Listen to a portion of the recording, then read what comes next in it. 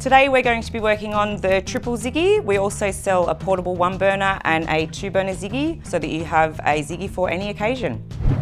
Today we've got Mike here to help us and show us how to keep the ignition clean and also keep our burners in tip-top shape so you get the optimum heat out of them.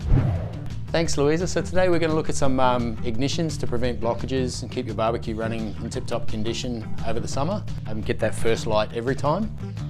Inside the Ziegler & Brown 3 burner, obviously we have 3 ignitions.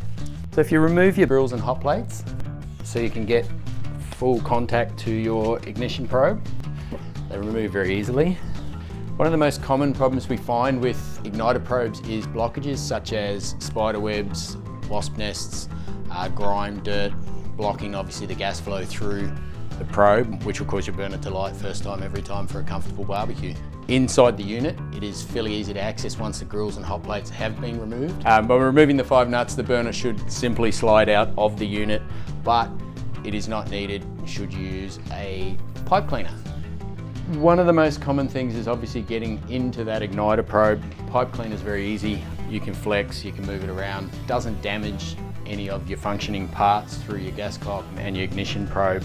Simply find your probe. You can run the pipe cleaner in and out, which obviously will remove any spider webs, most wasp nests, and a lot of the grime that's pushed back from obviously your day-to-day barbecuing. So another common issue with regular use barbecues can be sometimes fat can contact the burner and seal off 1 or 2 of your holes, which may affect your heat output of your barbecue. Most of our barbecues, such as the Ziegler, do have a burner guard above them or a flame tamer. Unfortunately, when you are cooking a lot of, say, fatty foods, sausages, lamb chops, etc., you can get a volume of fat that may drip down the side onto the burner. It's quite a simple fix to remove any blockages of your burners with household items such as a toothpick. You can buy proper probes, etc., but the common toothpick helps us every day.